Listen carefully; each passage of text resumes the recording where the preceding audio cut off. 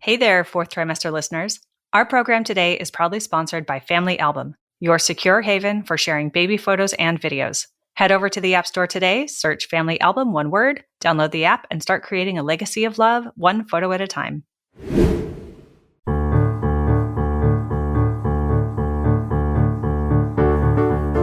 Hi, I'm Sarah Trott, and welcome to the Fourth Trimester podcast. I'm a new mama, and this podcast is all about postpartum care for the first few months following birth, the time period also known as the fourth trimester. My postpartum doula, Esther Gallagher, is my co-host. She's a mother, grandmother, perinatal educator, birth and postpartum care provider. Fourth trimester care, our topic, is about the practical, emotional, and social support parents and baby require. And importantly, it helps set the tone for the continuing journey of parenting. Hi, this is Sarah Trott from the Fourth Trimester podcast. Welcome back. We have a great episode for you today. I'm super excited because we have a great guest, Sharon Weinberg, who I'll introduce in a moment. I want to remind everyone before we get going that we have a website, which is fourthtrimesterpodcast.com. We're on Facebook, and we'd love to have your likes and have your followers. You can also sign up on our website for a newsletter. So please check us out and sign up. So Sharon Weinberg and I have worked together, and it is such a pleasure to be speaking with her today. She's an executive leadership, team performance, and business strategy coach. She is passionate about helping leaders, especially women leaders, elevate their leadership impact to build strong teams, positive work cultures, to achieve better business results, and live with greater ease and fulfillment. Sharon, you have a wealth of experience. Welcome to the show. Thanks for having me, Sarah. So nice to be in conversation with you again. Sharon and I do work together, and we thought that it would be such a fantastic resource for our community here at Fourth Trimester to share some learnings around preparing for leave. And this is one of those topics that, you think you put your out of office on and you're ready, right? We're going to walk through that. Maybe there's a little bit more. But I found that, after talking to a number of friends and other contacts, there isn't a lot of professional guidance, I think, that is shared around going on a leave, whether it's maternity leave, paternity leave, maybe other types of leave, other than some of the actual facts that are coming from HR or your benefits companies around, dates and limits and laws and things like that. And, we really want to see if we could add some finesse to create as smooth a leave as possible for everyone. And Sharon, I just want to start with just some high-level background on you as well. So I want to talk about leave, but tell us a little bit about yourself and why you're excited about this topic. Yeah, that's great. So I've been doing leadership and talent development for about 30 years. And for the last 5 years, I've had my own practice as a coach and consultant and professional facilitator. I've done a lot of work, been internal to organizations for 25 years, small organizations, really big organizations. I've gone on 2 maternity leaves during that time. And I know that it's really challenging when you have, especially if you have a fairly high pressure job and a lot of responsibility, to get everything ready before you go on leave, and to be able to leave things in a way in which you're not having a whole series of calls afterwards or feeling completely like it's not completely ready for everybody else to step in. So my passion around doing this work with you and other moms who are going on leave, and also some dads, is to make it that transition from I'm at work and I'm not taking care of a young baby to one where there's an ease in taking that time off and knowing that things are left in good standing. And I would completely agree with you that I don't think businesses typically give guidance on really how to do this transition planning. There's a few goals we've identified around going on a leave. So let's walk through those. So the three goals are: one, ensure you have fulfilled your professional responsibilities in handing over critical information to your colleagues, direct reports, and boss, right? So just what information do other people need to do the job while you're gone? Secondly, ensure you have enabled your colleagues, direct reports, and boss to be successful while you're out. Okay, that could mean a lot of things. And three, ensure you have created the necessary clarity and expectations and actions for the people covering you so that the strategic and operational efforts are not disrupted. Good goals. Yeah, I think we need to make sure those are all taken care of. Yeah. And I think often that's not, I think the work you and I did together around this was really, it was transformational work from the standpoint of, I know it gave you clarity about what do I need to do before I leave. And I think sometimes, the idea that people are just going to pick up the pieces is really a dangerous way of leaving things. I mean, that happens sometimes because things are unexpected, but you really want to keep in mind whether you're coming back to this job or whether you're not, about leaving things in a way in which there's not extra disruption that's happening because you're not there and somebody else or a team of people is doing your work. Even if you weren't returning, there's just a similar or same set of goals. Absolutely. The thing is that even if you're right, if you're not returning, it's your reputation. And you've also built relationships with these people.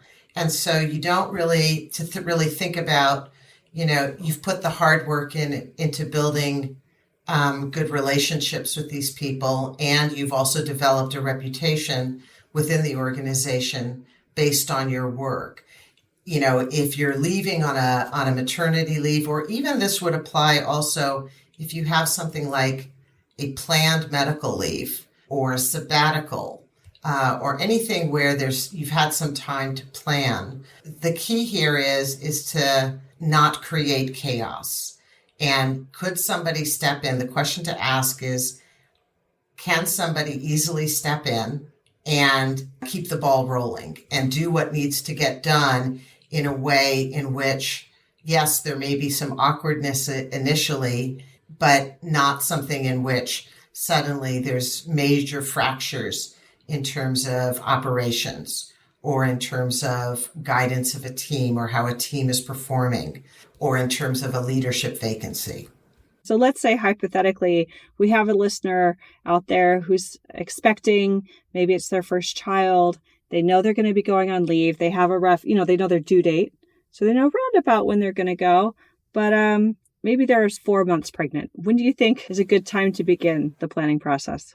So once you let your employer know that you're pregnant and that you will be going on leave, I think a good place is to sort of start from the end in mind. And, we never know with babies and with pregnancies, we have an expected due date, but who knows if that's actually going to occur on that date. It may, in fact, happen early, as often is the case. So I think from a sort of safety perspective, it can be wise to plan on having your transition planning done a month before your expected leave date. And I know that seems maybe far in advance, but we do know, in fact, people have had babies come a month early, 2 months early even.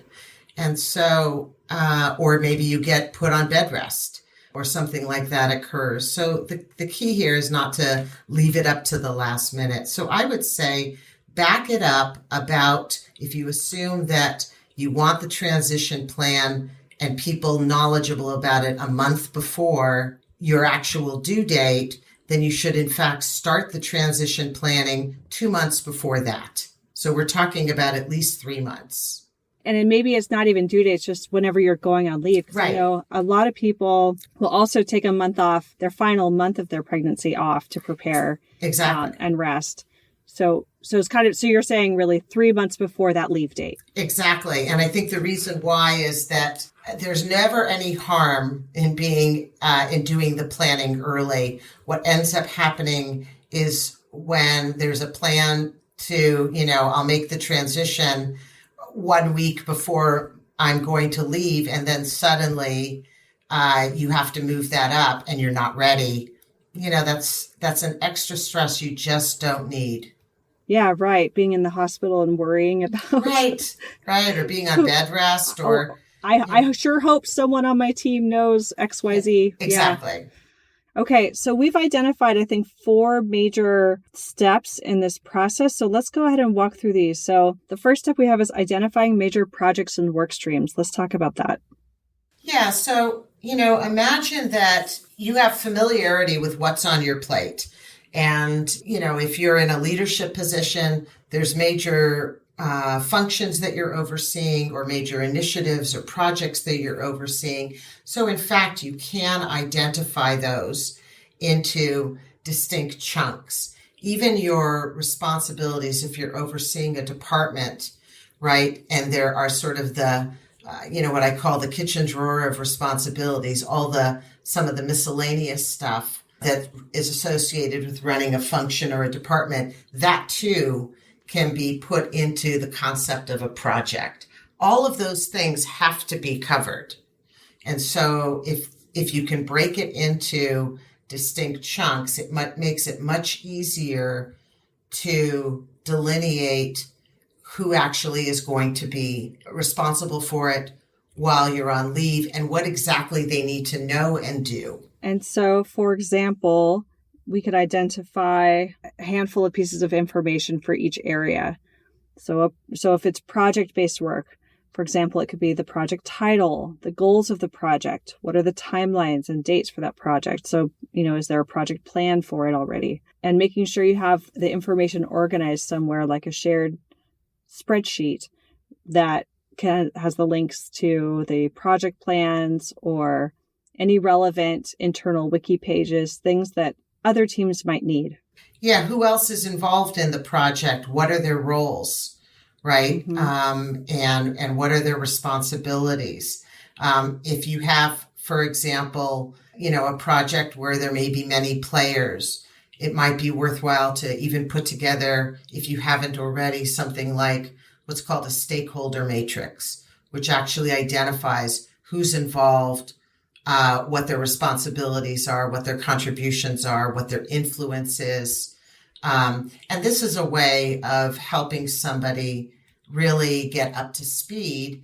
And for all the other people who are involved on this project with you, you've taken away or removed the responsibility of having them have to educate whoever is covering for you. They can actually move into a place of greater partnership rather than from a place of foundational information.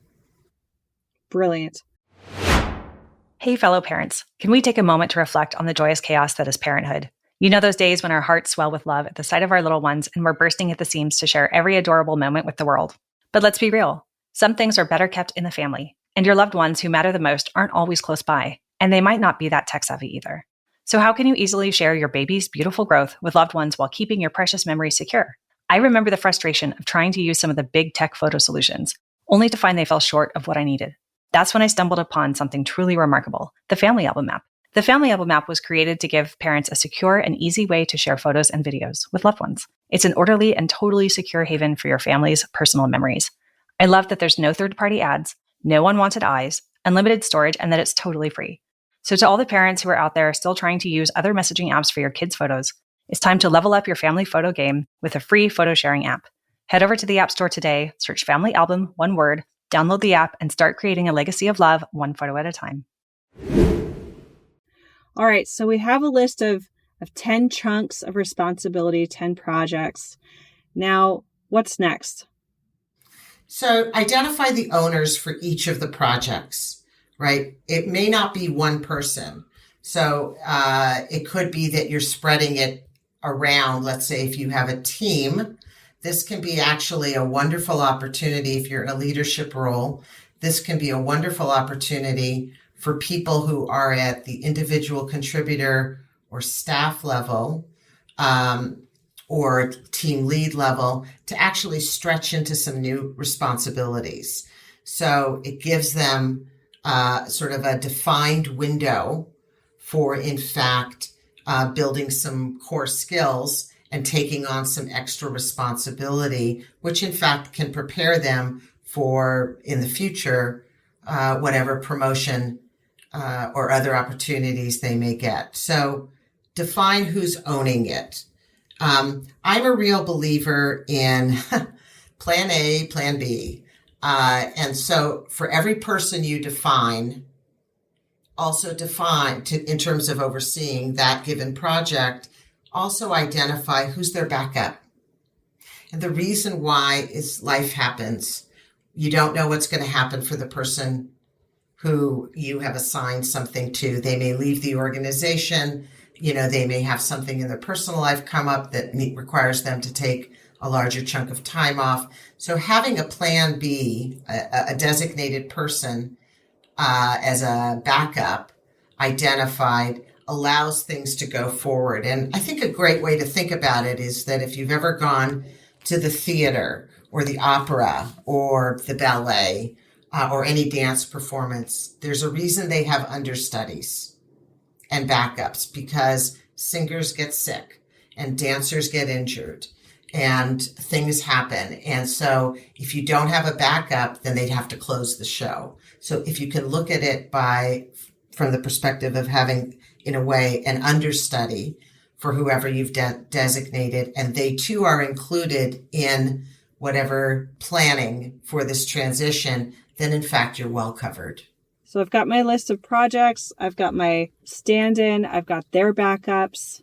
Now what?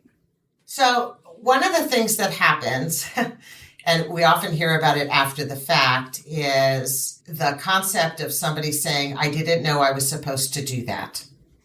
And so when we're talking about the actual transition planning, it's not simply about having designated the person, a person or persons, right? A primary and a secondary. It is about actually sitting down with them and making sure that they are first willing to take this on, that they're comfortable to take it on, and that as you go through the planning, transition planning, that they are clear every step of the way. I think all too often where planning goes awry, and especially collaboration goes awry, is people make very unsecured assumptions about a person's commitment.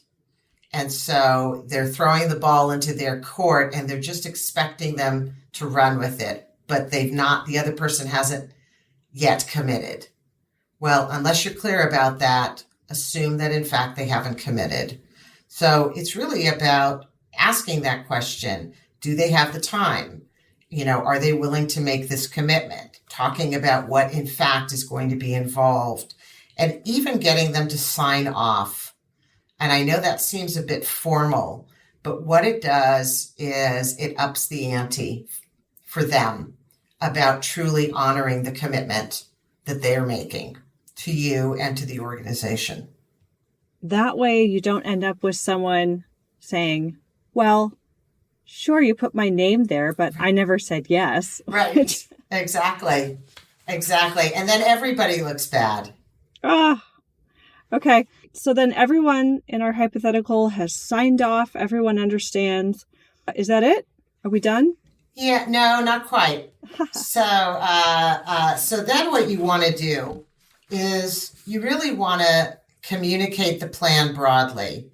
And by broadly, this means, one, sharing it with everyone. You've got to have something in writing, right? It cannot be only verbal. This is one of the biggest mistakes I see both leaders and non-leaders make, is everything is done in a verbal format or on Slack.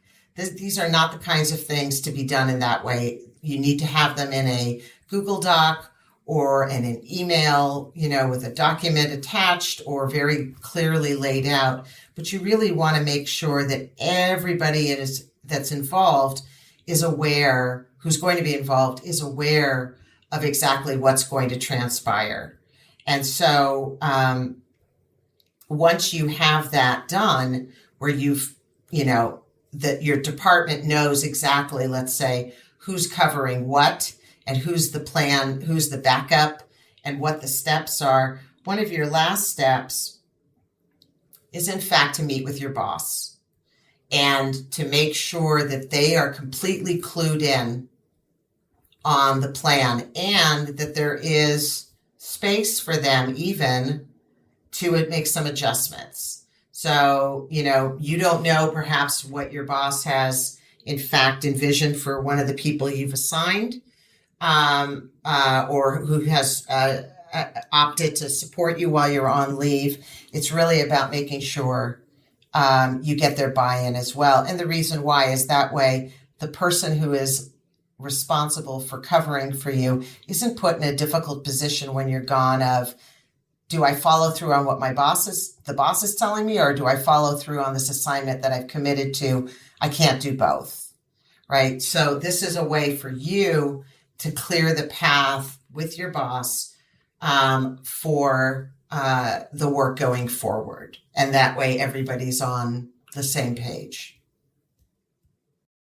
Brilliant. Well, thank you so much, Sharon. This has been fantastic chatting with you. I'm so honored to have you on the program.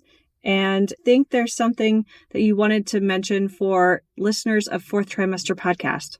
Yes. So for Fourth Trimester Podcast listeners, I'm running a special just for you.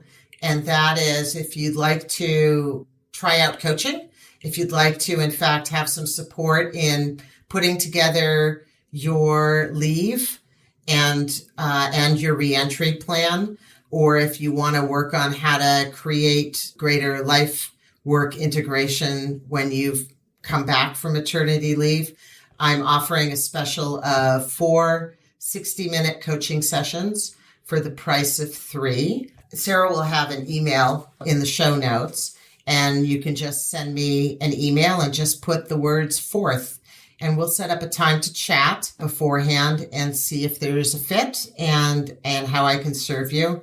And if you'd like to go forward with that, then you'll get 4 60-minute coaching sessions one-on-one with me for the price of 3. Fantastic. And I think you said you're also open to having a quick chat with someone first before they make any commitment. Absolutely. We'll do a quick, 30, 45-minute chat. Absolutely. Wonderful. Well, thank you so much, Sharon. Thank you again, listeners. Please tune in next time for the Fourth Trimester Podcast. Don't forget to look at our website, which is fourthtrimesterpodcast.com. Sign up for the newsletter, like us on Facebook, and we'll see you again next time. Wonderful. Thank you, Sarah. You can subscribe to this podcast in order to hear more from us. Thank you for listening, everyone, and I hope you'll join us next time on the Fourth Trimester. The theme music on this podcast was created by Sean Trott. Hear more at soundcloud.com/Sean Trott. Special thanks to my true loves, my husband Ben, daughter Penelope, and baby girl Evelyn. Don't forget to share the Fourth Trimester podcast with any new and expecting parents. I'm Sarah Trott. Goodbye for now.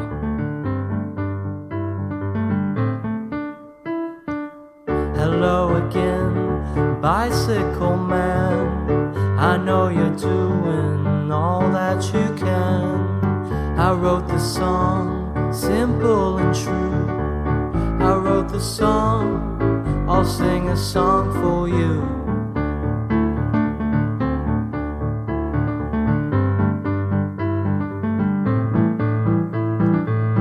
You got your wheels, you got your gears.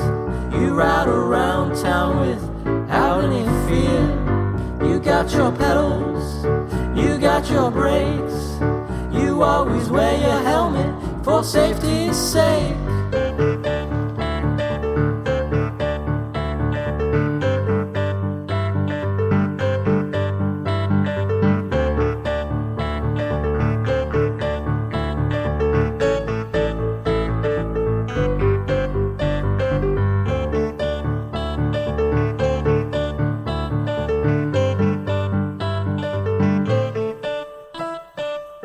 Hello again, bicycle man. I know you're doing all that you can. I wrote the song, simple and true. I wrote the song, I sing a song for you.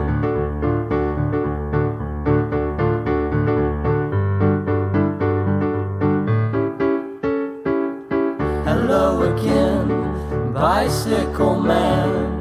I know you're doing the best that you can. I wrote the song, simple and true. I wrote the song, I sing a song for you.